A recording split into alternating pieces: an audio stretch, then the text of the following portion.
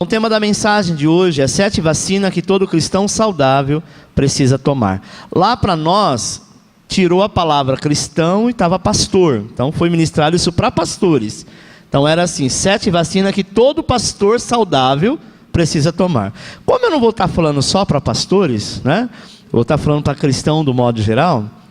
Eu sei que na célula também pode ser usado isso, tirando o nome cristão, colocando líder. E aí Deus fala com todos ao mesmo tempo. Romanos capítulo 12, versículo 11 diz assim: no zelo não sejais remissos, sede fervorosos de espírito, servindo ao Senhor. Vamos todos ler junto, bem alto? No zelo não sejais remissos, sede fervorosos de espírito, servindo ao Senhor. Paulo, quando ele fala a respeito de remisso, ele diz assim: no zelo não sejais remissos. Remissos no grego, amado, quer dizer lento e vagaroso. Não sejais lento naquilo que o Senhor colocou nas tuas mãos para fazer, sabe? E também tem o significado de deixar para trás. Toda vez que você confessar que alguém deixa para trás, ou você mesmo deixa algo para trás, você deixou uma obra inacabada. E esta obra, ela pode ter um peso muito grande. Eu conheço pessoas, e hoje a gente viu testemunhos, né, de pessoas que poderiam ter feito algo lá atrás, mas por alguma razão desistiu, não quis. O momento foi de pressão, sabe, teve uma visão de uma outra coisa, e anos depois teve que fazer. É engraçado que, não sei se foi 2 anos atrás, que eu concluí a faculdade de teologia, já sou pastor há mais de 20 anos, mas porque lá atrás, quando minha mãe pegava no meu pé, vai para a escola, eu não queria, olha quanto tempo depois eu tive que fazer. Eu confesso que, se eu tivesse feito da maneira correta, mesmo com toda a pressão, no tempo que era para ser feito, da maneira correta, hoje com certeza eu estaria numa outra condição. Sabe, irmãos? Talvez você sofra algum tipo de pressão e você não consegue identificar, sabe? Mas quando você conversa com uma pessoa, e essa pessoa é remisso, ela é lenta, ela é vagarosa, a qualquer pressão ela quer deixar de lado, você percebe isso nela no seu estado de espírito. Sempre que você conversa com essa pessoa, ela sempre vai dar um ar de que está lhe faltando alguma coisa. Por quê? Porque lá atrás, em algum momento, ela paralisou uma obra de Deus na vida dela. Toda vez que você está insatisfeito, isso gera-se uma insatisfação crônica. Porque quando a gente está insatisfeito, nós começamos a demonstrar a nossa insatisfação. Tem pessoa que entrou, orou a Deus para entrar numa empresa. E depois que ele entra nessa empresa, por alguma razão, começaram a pegar muito no pé dele.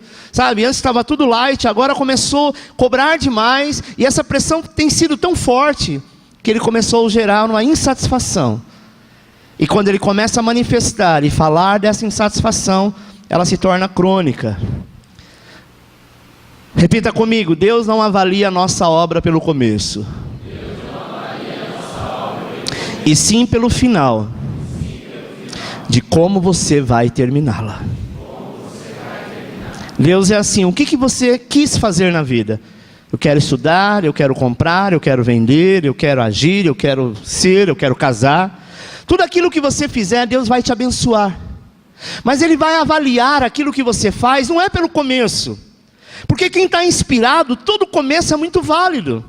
Você vê uma pessoa começando uma célula, começando um casamento, começando num trabalho, começando na escola, sabe, é toda uma dedicação.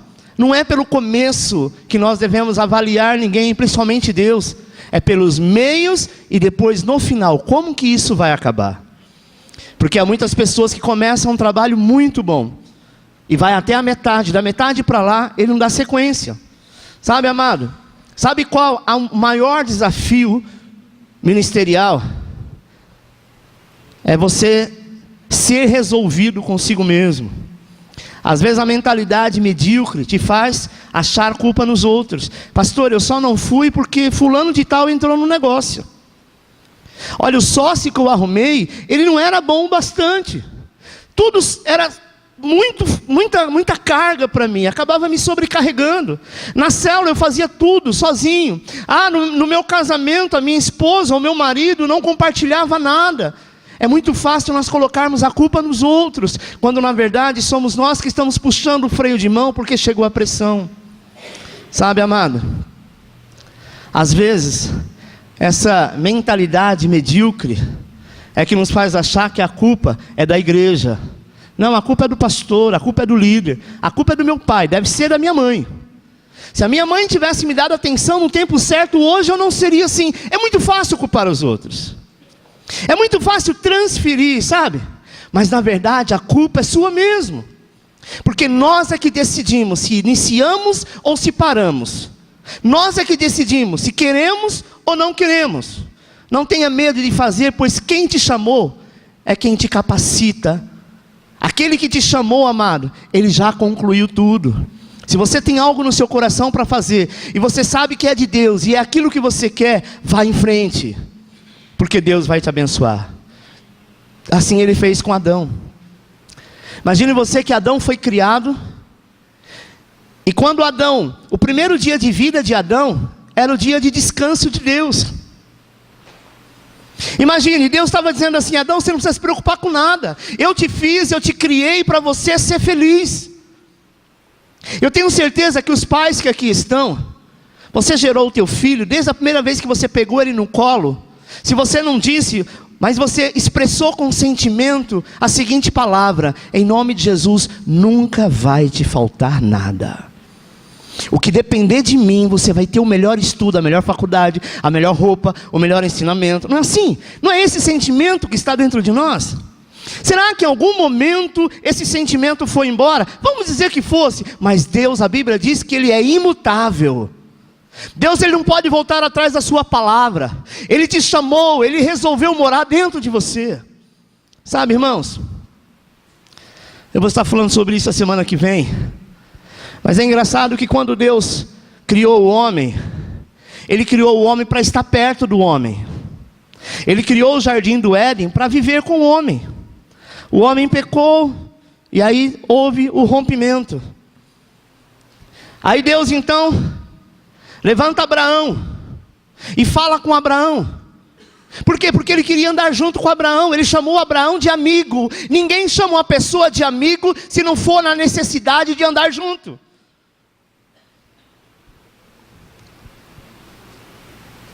Mais para frente ele chama Moisés.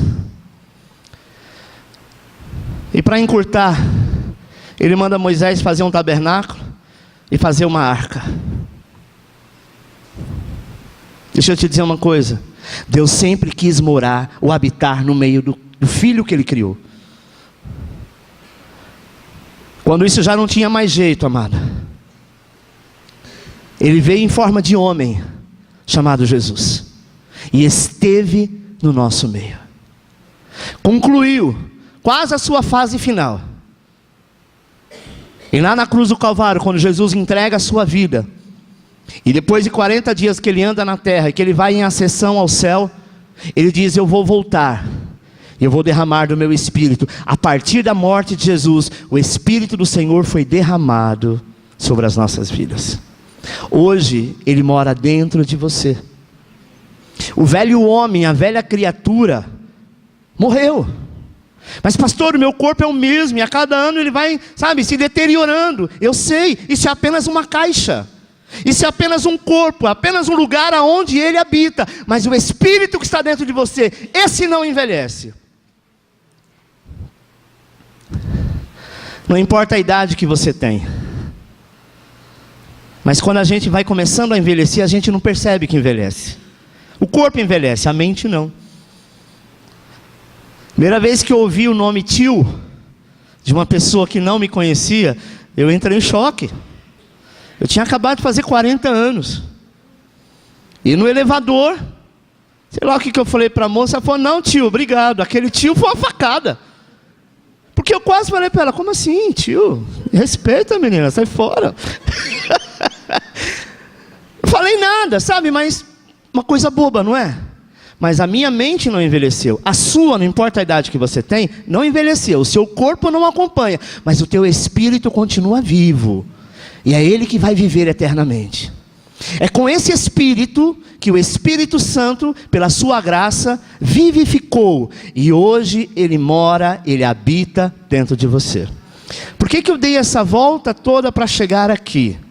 Porque se ele te chamou, se ele habita em você, você não precisa ter medo de nada.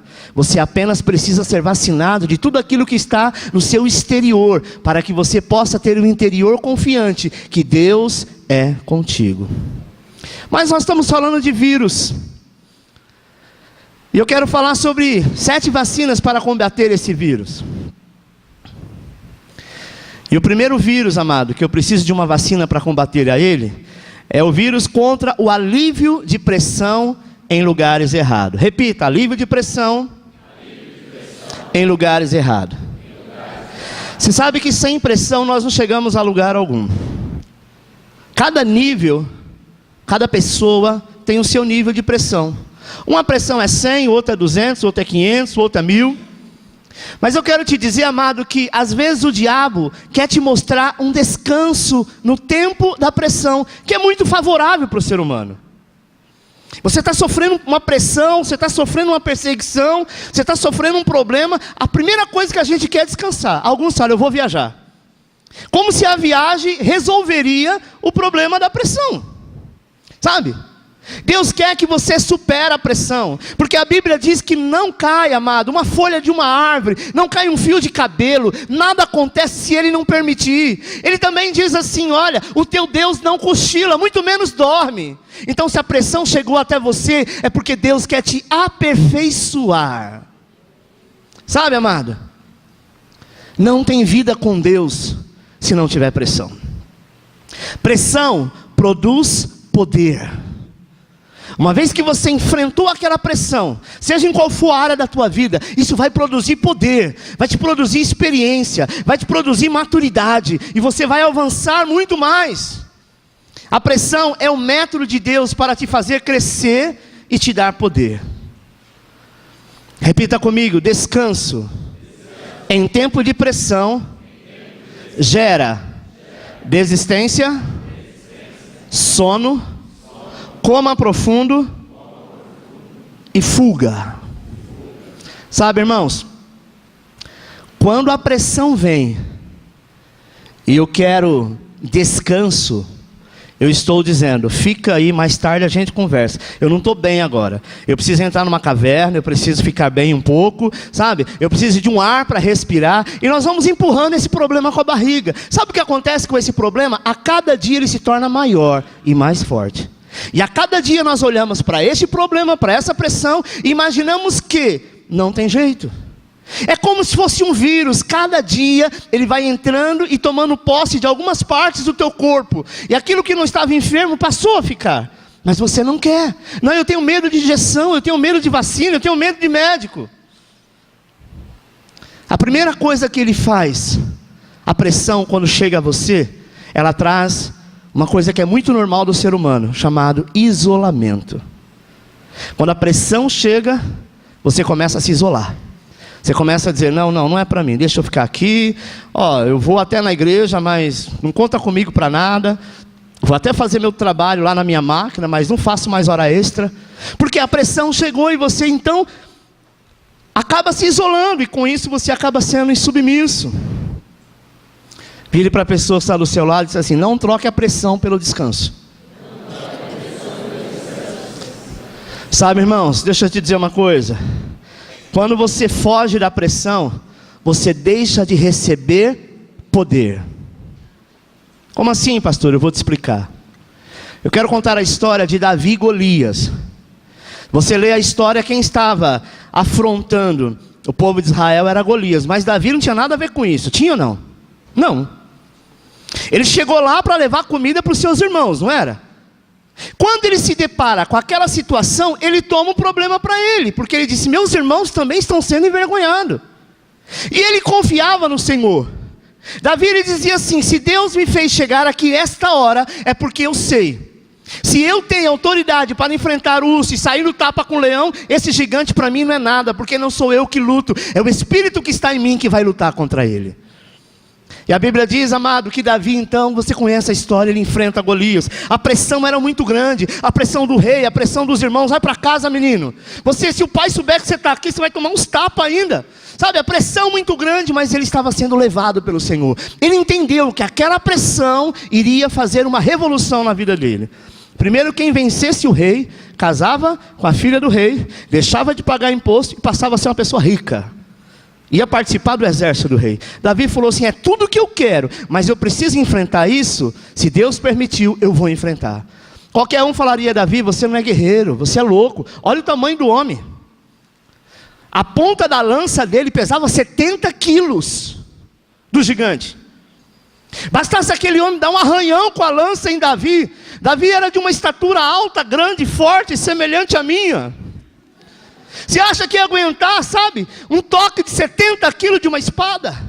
Mas ele disse, essa pressão foi Deus que permitiu.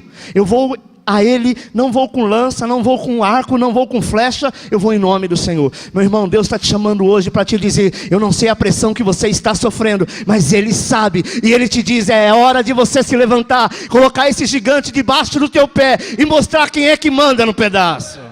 Sabe, quem é Deus na tua vida?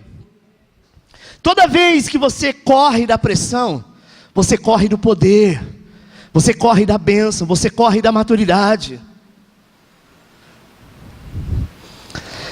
Eu me recordo uma vez, eu não lembro quantos anos eu tinha, 7, 8, 9. Essa história eu nunca esqueço. Eu tinha uma bicicleta Caloi, e os meus amigos costumavam andar na rua, pegava uma certa velocidade e soltava as mãos. E aí andava. Isso eu aprendi. Também soltava. Mas chegou um lá, de repente, que além dele soltar a mão, ele colocava os 2 pés na garupa e ficava em pé. E a bicicleta andava. Eu falei, eu quero fazer isso. Eu me recordo que a minha irmã falou, você não vai, senão eu vou contar para a mãe. Eu falei, eu vou. Porque se ele consegue, eu também consigo. Não, mas você não tem altura, você... Sofro bullying desde criança. Eu falei, mas eu vou, eu quero. Eu cheguei para um rapaz, né, para o menino, e perguntei. Ele falou, não, é fácil, você não tem equilíbrio. A única coisa que você vai fazer, em vez de estar sentado, você vai ficar em pé, e o seu joelho vai apoiar no banco. Qualquer coisa você corre e senta. Eu falei, fácil. Fui eu soltar a mão da bicicleta. Levei 2 tombos, quase me rachei inteiro. Todo mundo dizia, agora ele aprendeu. Quando foi no outro dia, eu acordei cedo. E fui sozinho, caí mais 3 vezes. Mas quando foi à tarde, que o povo chegou da escola, estava eu de pé, andando de bicicleta com as mãos para cima. Hoje eu não faço isso mais não. Mas sabe o que é isso? Era a minha vontade. Eu sempre fui uma criança muito ativa. Essa era a minha vontade. Então, para mim ter aquele poder que os meus amigos não tinham, eu tinha que aceitar o desafio. Eu poderia falar, não, minha mãe não deixa, tá vendo? Minha irmã está pegando a minha orelha. Mas não, eu não olhei para a pressão, eu olhei para a condição da qual eu queria chegar. Tem uma história bastante conhecida, que é a história de Ana. Ana, você conhece a história que ela sofreu uma pressão muito grande do seu marido, da sociedade e da concorrente dela, que era Penina, porque ela não tinha filho. Eu quero te dizer que ela era, vamos tirar a palavra sacerdote e colocar pastor, para trazer para os dias de hoje. Ela era esposa de pastor, ela era crente, ela vivia na igreja, mas ela era estéril. A maior humilhação que ela sofria é por ser estéril. E o maior sonho que ela tinha era gerar filho. Deixa eu te dizer uma coisa, amado. Talvez você está passando por algum tipo de humilhação, mas toda vez que a pressão chega, você fala, eu não tenho filho porque eu não quero, eu poderia até fazer inseminação artificial. Sabe aquela pessoa que fala, deixa, eu nem queria. Mas na verdade está se escondendo atrás de um medo, ou de uma pressão que não quer avançar, com medo de ser envergonhada. Ana estava nessa condição, mas um dia ela entra aos pés do Senhor e diz assim, hoje isso vai mudar, Senhor. Isso vai mudar. A primeira coisa que eu vou fazer é sacrificar meu próprio filho, porque eu sei que o Senhor vai me dar ele, eu vou entregar no teu templo para ser sacerdote, e o Senhor vai me dar outros. E a Bíblia diz que o profeta chega, o sacerdote chega, sacerdote Eli, e abençoa aquela mulher. Mas o que é mais interessante nessa história, a pessoa está lá chorando, sofrendo, Mesma coisa você chegar aqui e começar a falar em línguas, adorando o Senhor, sentindo a presença do Senhor. Você aceitaria qualquer piadinha de qualquer pessoa, menos do teu pastor, fala: o que é? Está bêbada logo cedo? Ela já estava sofrendo humilhação. Mas por quê? Porque ela não tinha esse costume de entrega total. E quando ela se entregou, o sacerdote achou que realmente ela tinha se embriagado. E ela diz: não, eu estou embriagada de tristeza, porque eu não vou sair daqui enquanto não for abençoada. Chega de humilhação. E ela enfrenta aquela pressão. E a Bíblia diz que naquela noite ela ficou grávida. Sabe, irmão, você tem duas opções: ou você foge da pressão, e sempre vai ter uma pior do que a outra, ou você enfrenta. Pastor, e se eu perder? Faz parte do processo. Segunda vacina é contra a transferência de responsabilidade. Todas as pessoas fracassadas têm alguém para culpar. O fracassado, ele nunca aceita, porque o fracasso não é aquele que passou um momento difícil na vida e que não venceu. O fracassado é aquele que culpa os outros. Não, eu estava muito bem até o João chegar. Olha, se não fosse o João interferir, minha vida não estava desse jeito. Se não fosse a mulher, né, que eu casei, se não fosse o marido, se não fosse os pais que eu tenho, se não fosse a igreja, se não fosse, sabe, o problema A, B ou C, se não fosse a crise, se não fosse o PT, se não fosse sei lá quem foi. Temos mania às vezes de culpar alguém. Esse é um vírus comum, amado, em todos. Até mesmo em Adão, que foi o primeiro a cometer esse delito. Por quê? Porque ele culpa Eva. Quando Eva peca e cai, e o Senhor disse que ele tinha que guardar ela, quando ela cai, né, e todo o procedimento acontece, o que Eva faz? Está lá, coitada, a pressão sobre ela, e ele também come do fruto. Quando o Senhor chega, eles tinham vergonha, tinham medo, e quando o Senhor o questiona, ele diz também: foi a mulher que o Senhor me deu. Ou seja, jogou a culpa em Deus. Não transfira responsabilidade para os seus líderes. Ah, pastor, isso aqui é ano que vem, quando eu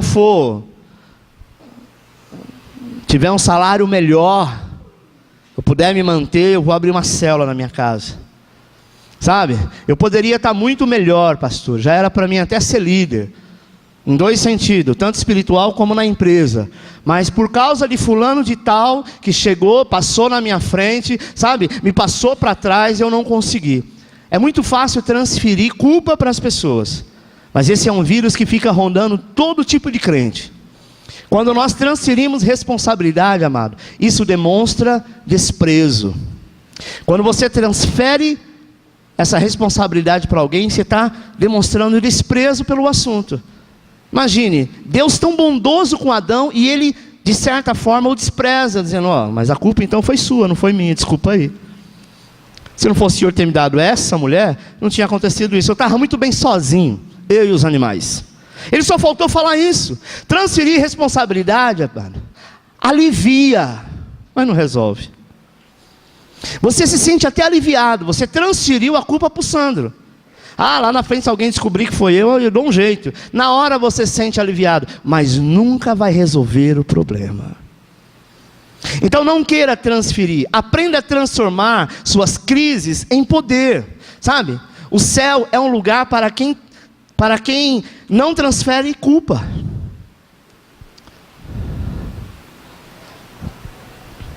O cara que vai para o inferno, ele vai chegar lá no inferno e vai perturbar o Satanás. Realmente o diabo é culpado, tem uma certa culpa por ele estar lá, mas ele teve a oportunidade e não quis. Já também na igreja que a minha mãe ia, era tanta lei, era véu para aqui, era coquinho para lá. Não, lá eu não queria. Mas será que só tinha ela? Tantas outras. Sabe, irmãos, quando nós transferimos culpa, nós estamos infectados com esse vírus, sabe, da transferência de responsabilidade. Uma mãe que coloca um filho, um pai que coloca um filho no mundo, a responsabilidade é dele, não é do governo, não é da escola educar. Já vi muitas vezes pais dizer assim: ah, eu não sei o que meu filho está fazendo na escola, ele é tão mal educado. Realmente, a escola da casa dele não ensinou, sabe? Terceiro, a incapacidade de fazer discípulos. Esse é um vírus. Potencialize sua transformação. Deixa eu te dizer uma coisa. Eu só posso fazer aquilo que eu sou. Libere as pessoas que estão do seu lado para crescer. Você tem que liberar as pessoas para que elas sejam melhor do que você. Eu estava dando um apoio para uma determinada igreja, levei para a vinha, e chegou um momento que eu deixei aqueles pastores andar sozinhos. Por que, pastor, você desistiu deles? Porque não querem ser tratados. Sabe, irmãos? Olha, é melhor fazer assim, transfere isso para o seu filho. Você já tem uma certa idade, caminha assim, deixa seu filho caminhar, a igreja ele vai assumir daqui para frente. Não, tem que ser do meu jeito. E toda vez que o filho faria alguma coisa, queria fazer, a pessoa entrava na frente e colocava gosto ruim. Isso porque era filho. Imagina se fosse alguém de fora. Gerar uns ciúmes que não deveria ter. Sabe, amado? Nós devemos liberar pessoas que andam ao nosso lado, e elas têm que ser maior do que nós. Jesus falou sobre isso. Jesus nunca disse assim: vocês terão mais poder do que eu, vocês serão mais sábios do que eu. Mas ele diz: vocês farão obras maiores do que as que eu fiz. Preste atenção que Pedro, em 2 sermões, ele ganha 8.000 pessoas. Jesus não fez isso. Quantas vezes tinham centenas, talvez muito mais gente do que isso, mas muitos seguiam Jesus porque tinha comida, porque tinha milagre. Pedro não tinha milagre. A princípio ele estava cheio do Espírito Santo e fez uma obra maior do que é o Senhor. Agora imagina Jesus lá no céu olhando: desgraçado, está ganhando mais gente do que eu. Não, ele quer me envergonhar.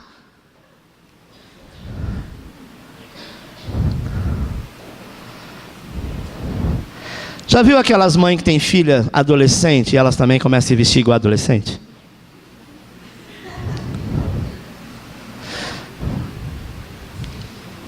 Tem um caso que eu conheci, que todo namorado que a filha arrumava, a mãe saía com o cara.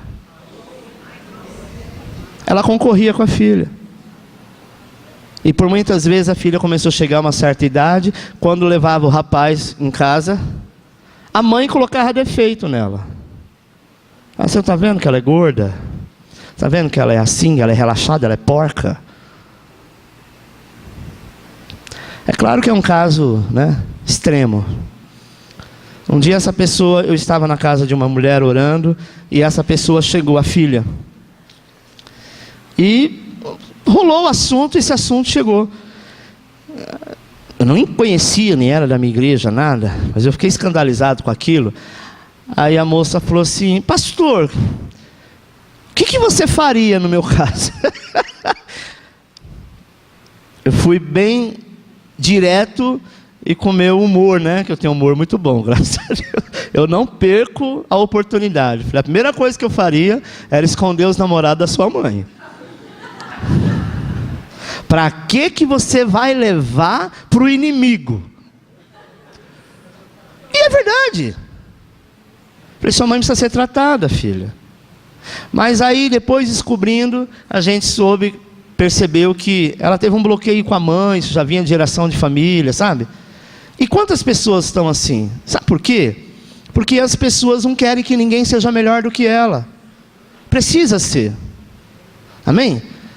Eu não quero que os meus filhos passem as situações difíceis que eu passei. Se eu puder, eles vão passar essas situações, vão pular, eles vão passar outras pressões.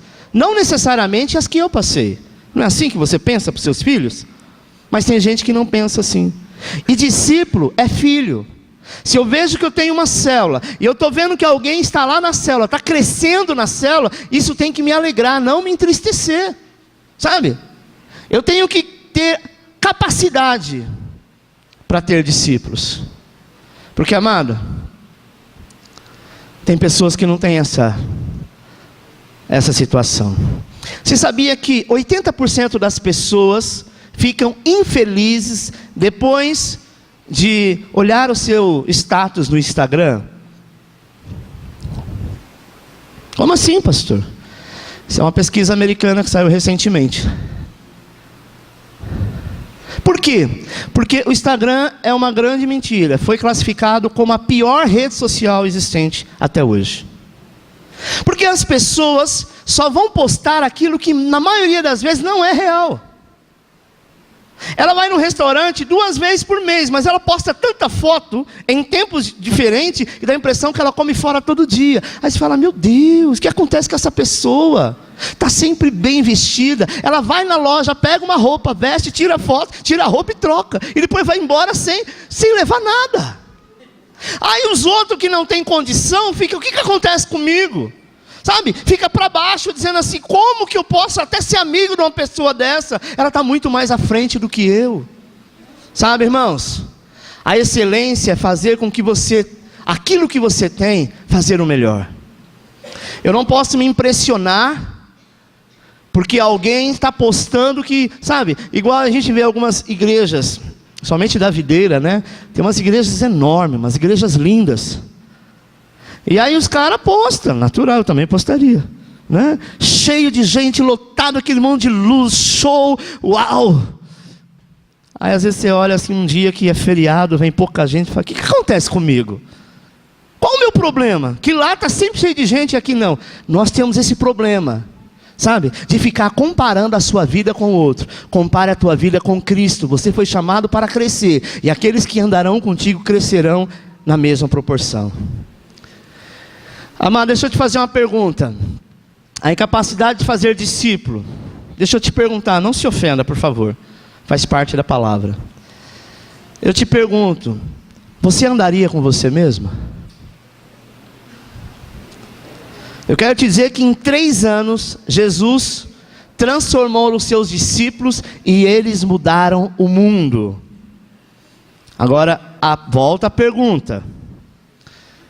As pessoas que andam com você, mudou o quê? O que melhorou nelas? O que é a sua influência nelas? Eu não estou falando de discipulado de célula, vou falando de modo geral, seus amigos. Ah, pastor, todos os defeitos que eu tenho, ele também tem. Até o jeito de eu fazer assim com o cabelo, minhas migas faz. É ou não é? A gente tem a tendência de pegar defeito, porque aquilo que você vê de errado é amigo, eu não vou falar. Mas o Senhor te diz assim, você está fazendo discípulos, e em discípulos você tem que corrigir, sim. Porque quem corrige é porque ama. Amém? Agora você que tem, sabe, a mentalidade de um dia ser um líder, o Senhor te diz assim nesta noite, comece a olhar para a sua vida hoje, porque lá na frente tem alguém olhando para você. Eu sempre falo para jovens mulheres, jovens homens, né? Tanto adolescentes quanto homens, cuidado. Nós somos uma igreja, nós temos várias crianças aqui. E as crianças, elas não vão se espelhar em outra criança. Ela vai se espelhar numa das meninas que está aqui. Não é verdade? E aquilo que você fizer, aquilo vai ser referencial para aquela garota. Sabe, irmãs? Teve uma época, isso aconteceu, não foi na igreja dos outros não, foi aqui. Uma mãe me parou, falou, pastor, eu queria tirar uma dúvida contigo. Eu falei, pois não, querida. Olha, minha filha depois que foi para a igreja, ela piorou.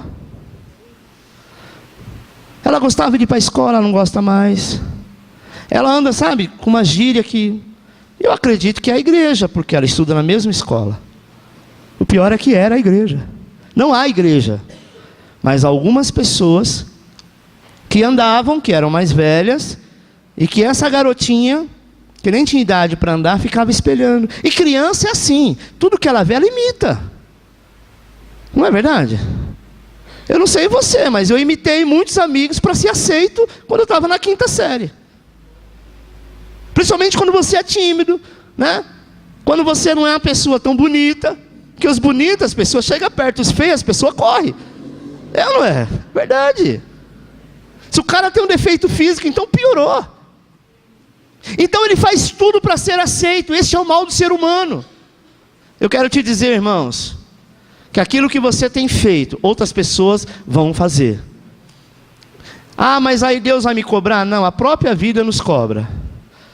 Porque um dia você também vai ter filho. Às vezes a gente fala, problema de cada um, não estou nem aí. Mas um dia a gente sente na nossa própria pele. Avalie seu avanço. Avalie o avanço das pessoas que estão caminhando contigo. Agora eu quero falar para líderes de célula que aqui estão. As pessoas que estão na sua célula, uma responsabilidade sua. Porque você está num test drive diante de Deus. Amém? E aquilo que você fizer, aquilo que você vai gerar. Essa semana eu estava falando com um líder que estava com problema com algumas pessoas da célula dele. Eu disse, olha, você age assim, assim, assim. Pastor, mas se eu fizer isso, eles vão embora. Eu falei, deixa embora. Na verdade, eles nunca tiveram contigo. Porque se eles tivessem contigo, eles pelo menos te honrariam. Não honra. Honra é quando você ouve aquilo que te agrada. Não, é quando você ouve aquilo que não te agrada. E mesmo assim você sabe honrar. Honrar, amado, não é honrar o pai e a mãe quando ele dá presentinho. É honrar quando você acabou de tomar uma surra. Alguém chega lá, aproveita da situação e diz assim, olha, sua mãe é isso e aquilo. Você está morrendo de raiva, porque você acabou de apanhar. Honra é quando diz, não fala da minha mãe não. Pode ter todo defeito, mas é a minha mãe. Não deixa falar da tua mãe, não deixa falar do teu líder, não deixa falar do teu pai, não deixa falar das pessoas que você diz que ama. Amém? Porque nós estamos formando pessoas, diretamente ou indiretamente. Quarta vacina. A vacina do vírus que traz falta de perseverança. Isso é o que mais tem. Cuidado, amado, para não mascarar a sua inconstância. Aquela pessoa que não é perseverante, ela é inconstante. E normalmente nós mascaramos, nós que eu falo, nós crente. Sabe, você quer desistir e diz assim, não, sabe o que é? É que Deus me disse que não é mais para fazer. É muito fácil você dizer que foi Deus que disse. Não, pastor, eu estava fazendo, vou parar porque Deus me disse que não era de Deus. Engraçado que há 6 meses atrás, você orou e jejuou e aquilo era de Deus e Deus te deu e agora não é mais. É porque você é inconstante. Cuidado para não mascarar, sabe? Troque suas meditações do não pode por aquilo que pode. Você não pode, então você continua porque você vai poder. Deus nunca disse que ia ser fácil, mas Ele disse continue perseverando. É igual a história de uma casa, por isso que está essa imagem, de alguém que falou assim, olha, tudo indica que esta casa aqui, que está esse valor todo, porque tem ouro debaixo dela e diamante. O cara falou, mas como você pode dizer? Eu te afirmo, venda tudo que você tem, compra esta casa. E eu te afirmo, que você vai encontrar. Essa pessoa vendeu tudo que tinha. E pagou um absurdo nesta casa. E ele começou a soterrar a casa, cavucar, sabe? E cavucar, passou 6 meses, passou 1 ano, passou 2 anos. Ele já tinha gasto tudo o que tinha. Um dia, ele faz isso. Estou cansado. Vou vender esta casa para alguém. Vende para alguém, e alguém, muito inspirado, em questão de 1 mês, cavucou e chegou no ouro, chegou no diamante. Por quê? Porque alguém cansou. Sabe, irmão, às vezes nós queremos cansar, às vezes nós dizemos assim, não chega, é você que põe o limite. Mas se você tem certeza que lá tem ouro, se você tem certeza que foi Deus que mandou, se você tem certeza que ouviu a voz de Deus, não desista.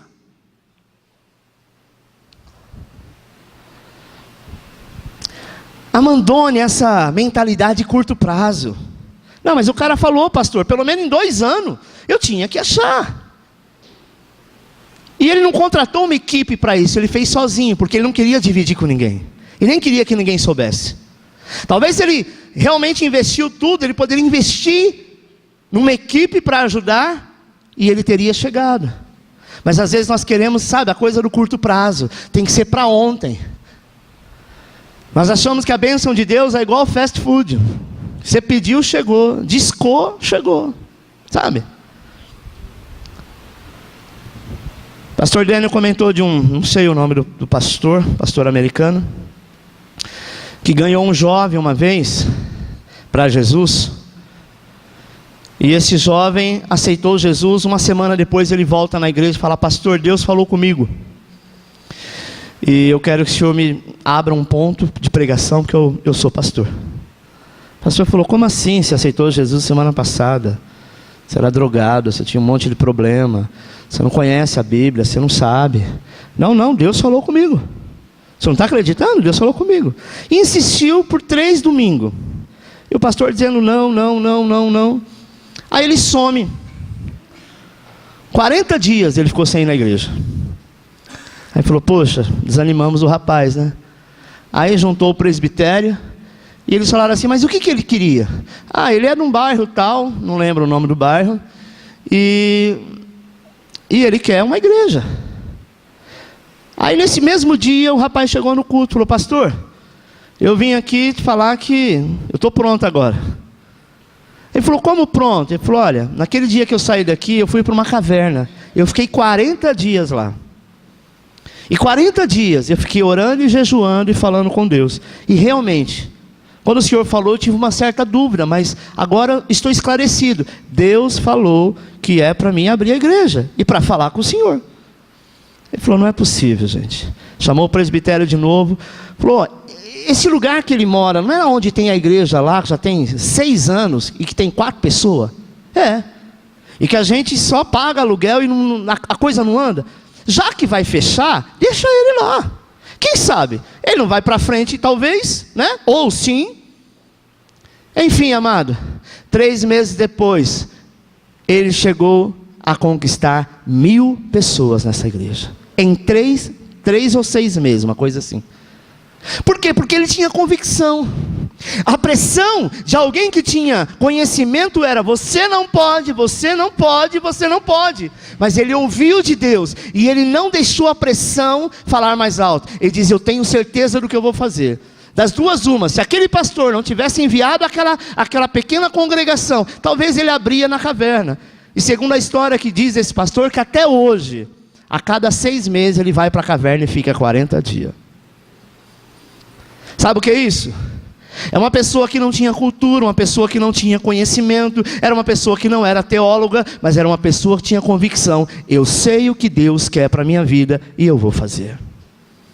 Sabe, amado, nós precisamos ser perseverante. É a mesma história, não sei se você já ouviu falar da Sodier. Quem já ouviu falar da Sodier? Você sabe a história da proprietária? Ela passou dificuldade, amada. Ela não tinha onde morar e ela dormia dentro do carro. Mas ela diz: um dia eu vou ter uma loja. E hoje está em muitos lugares do Brasil. Isso é perseverança. O pastor até também comentou no rapaz da Dínamo, já até falei dele aqui, eu nunca lembro o nome dele, que ele ficou 2 anos com a célula, que era ele e mais um.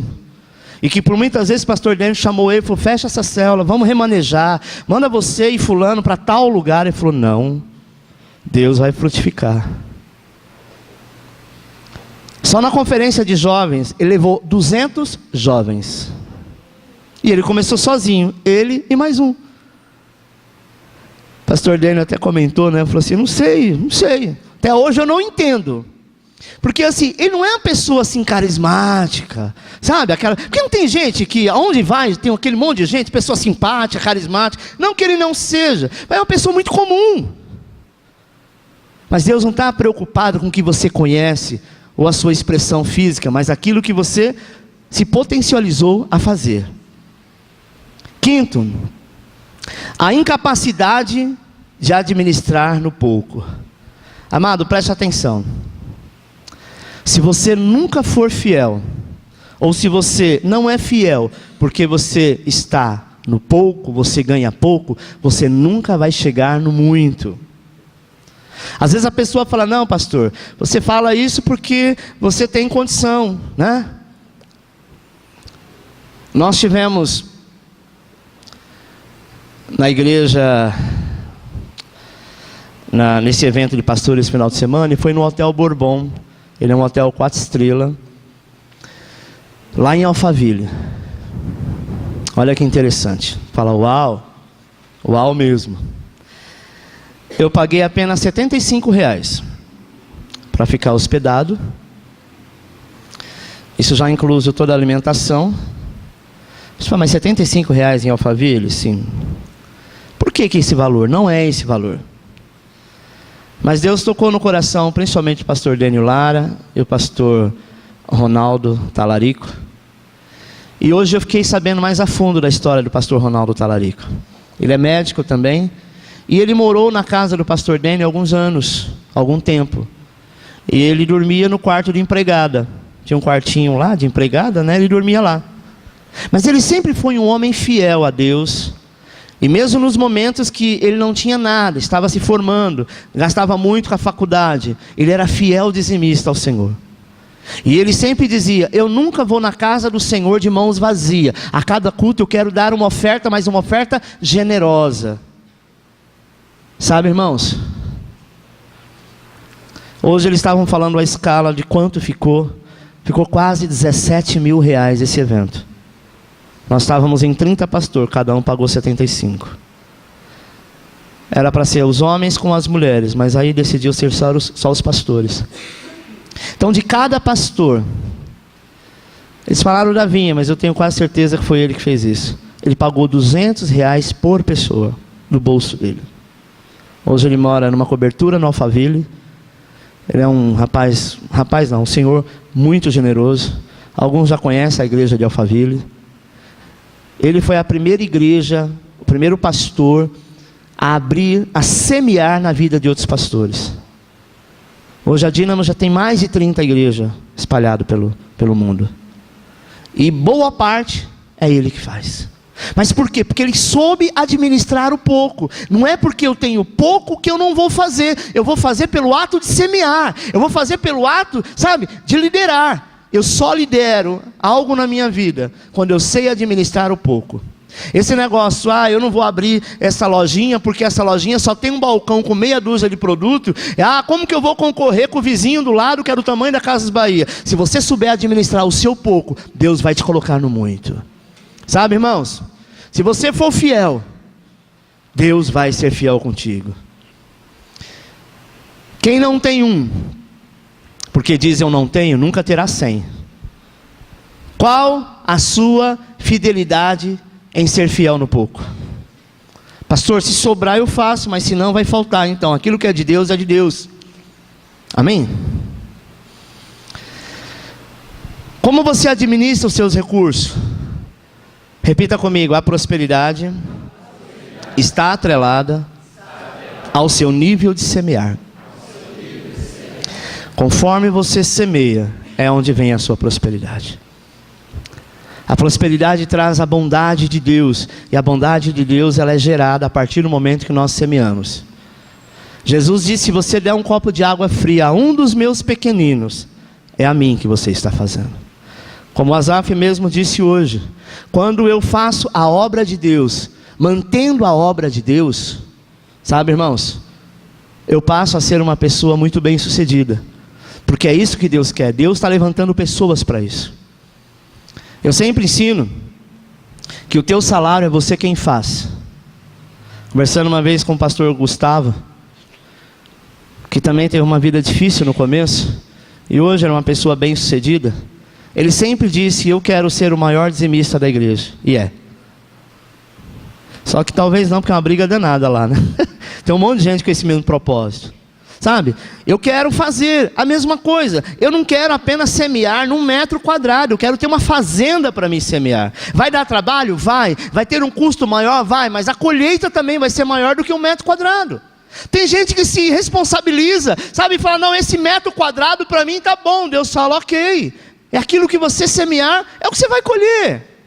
Nós não sabemos administrar, sabe? Eu não sei administrar. Se eu tivesse muito dinheiro, sabe? Como a igreja A, B, C ou D tem, eu faria melhor, eu estaria melhor. Não, amado, você estaria da mesma forma. Dia que eu estava na conferência em Goiânia, o pastor Aloysio falou que a conta de luz dele era quase 1 milhão, eu quase caí para trás. Falei: Deus me livre.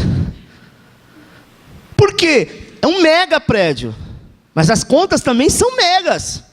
Pastor, mas tem muita gente, mas também tem muito gasto.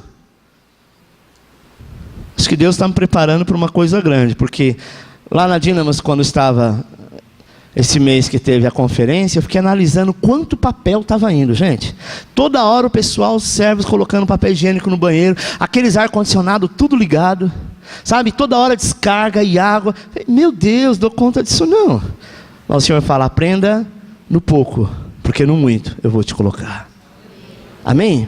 Então nós precisamos entender isso. Não desvalorize o teu salário porque ele é pouco. Se você souber administrar ele, você vai ser bem sucedido. Sabe, irmãos? Falar, mas eu ganho pouco. Eu conheço muitas pessoas que são prósperas e faz tantas coisas com pouco, e tem outros que ganham tanto e não consegue fazer nada. Tem gente que você tirar o cartão de crédito dela, sabe? Que é aquele black que não tem limite, a pessoa não sabe o que fazer, porque ela só sabe comprar, gastar. Põe 1.000 conto na mão dela e fala, passa um mês, ela morre, infarta. Como? Se você souber administrar no pouco, o muito Deus fará. Sexto e penúltimo, a indisposição de atualizações. Todo o nosso ministério, toda a nossa vida, de modo geral, nós precisamos ser atualizados, sim ou não? Nós estamos numa época, amada, que nós precisamos de atualização na igreja. Não podemos mais ficar como as igrejas antigamente, que tinha aquele órgão enorme, né? Fom. Será que teria algum jovem na igreja dessa? Difícil. Pastor, mas a tecnologia é uma evolução da ciência. A Bíblia diz que nos últimos dias a ciência se evolui. Para com isso. A ciência faz parte, a evolução faz parte, e isso nós precisamos trazer para a igreja. Eu quero te dizer que hoje é muito mais difícil pregar do que antigamente. Sabe por quê? Porque hoje tem internet, hoje tem YouTube. Dependendo, se eu falar uma besteira aqui, alguém vai buscar no YouTube e falar, não pastor, não é isso não. Lá está escrito isso, o grego diz isso. Antigamente você falava qualquer coisa, hoje não. Não é verdade? Isso não vai longe, o Asaf está aqui, ele não me deixa mentir. Eu não sei o que eu estava pregando aqui, e que eu estava explicando, ele disse no final do culto, pastor, enquanto você falou aquilo me chamou a atenção. Eu entrei no Google, e fui ver se realmente era aquilo mesmo. Para minha sorte era. E para o azar dele, né? Queria me pegar no pulo.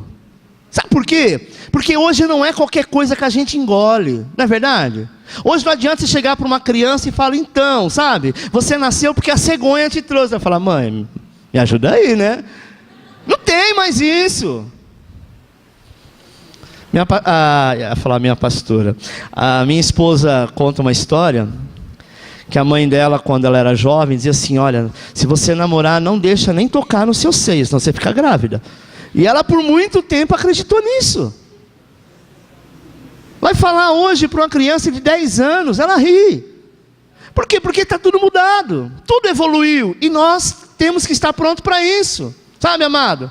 Então atualize a sua célula, atualize sua vida. Não seja aquela célula que toda vez começa do mesmo jeito, termina do mesmo jeito. Vai chegar alguém lá e vai falar, vamos fazer assim, diferente?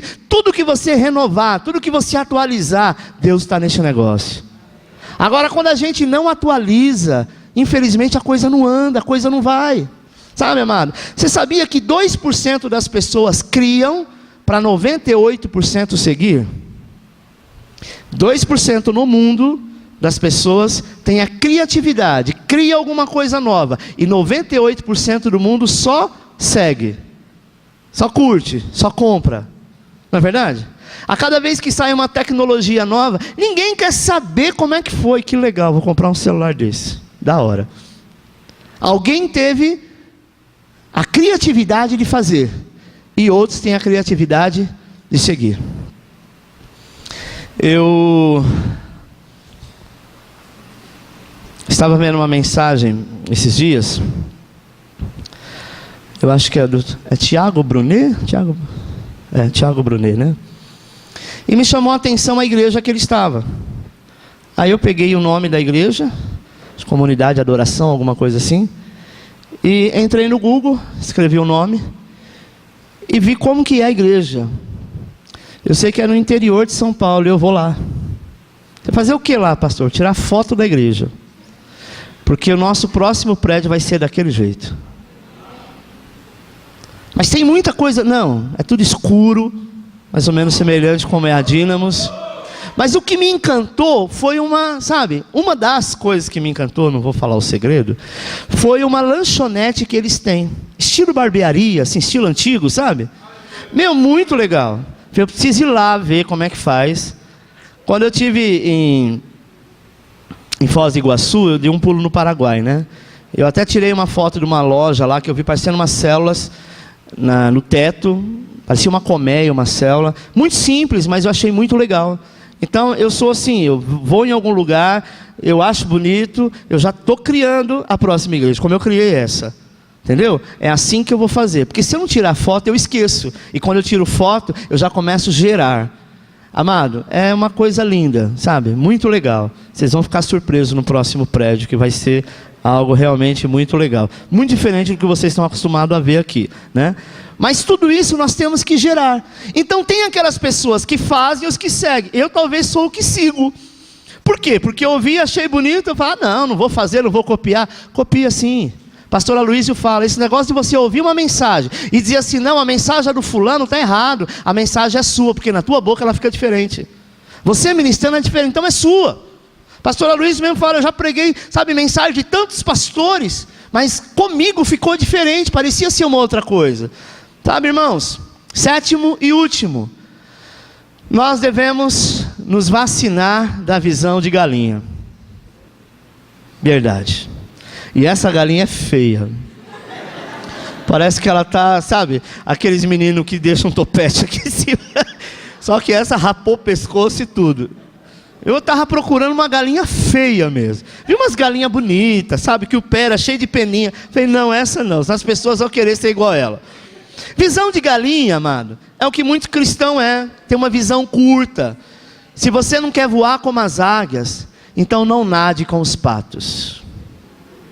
Porque quando nós não queremos ter uma visão de águia e voar como águia, não adianta você se conformar e nadar com pato, porque você vai ser pato. Amém?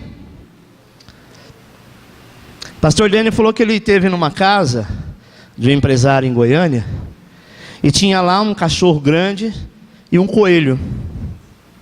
Ele falou que nunca viu nada parecido, porque o coelho era igualzinho o cachorro. Ele não pulava, ele tentava andar, porque ele estava convivendo com o cachorro. Até os animais são assim, tem discípulos, seguem. E recentemente eu vi um vídeo, não sei se você viu na internet, uma corrida do coelho e de uma tartaruga. Quem viu esse? Você viu? Quem você acha que ganhou? A tartaruga. Por quê? Porque o coelho, ele não tem uma direção. Colocaram ambos, e a pessoa tinha que pegar o coelho e ficar colocando de novo. E ele pulava, ia para o outro lado, e para o outro. O coelho é feliz. Tartaruga, amado, ela é lenta, mas ela tem um objetivo. Tinha lá na frente um pezinho de alface. Ela foi se arrastando e ela chegou. E o coelho corria para tudo quanto é lado. Saía da pista. Nós precisamos ser, ainda que for uma tartaruga, mas ter objetivo. Não ter uma visão de galinha. Qual a visão de galinha? A galinha só quer ciscar. Só ciscando. Você precisa ter uma visão de águia. E Deus colocou em você essa situação. Se você consegue olhar além do próximo mês, você nunca vai chegar no próximo ano.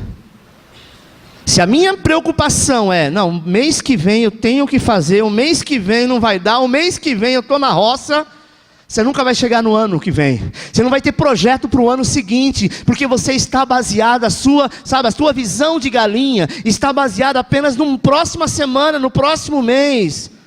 Você sabe de quem você é filho. Eu comecei essa mensagem dizendo que Ele mora, habita dentro de você. Não foi você que escolheu Ele, Ele te amou primeiro. Ele te chamou para você ter uma visão ampla, mas não se limite, não fica fechado numa caixinha achando que você não vai conseguir. Nós somos aquilo que nós falamos, nós somos aquilo que nós dizemos todo dia. Meu irmão,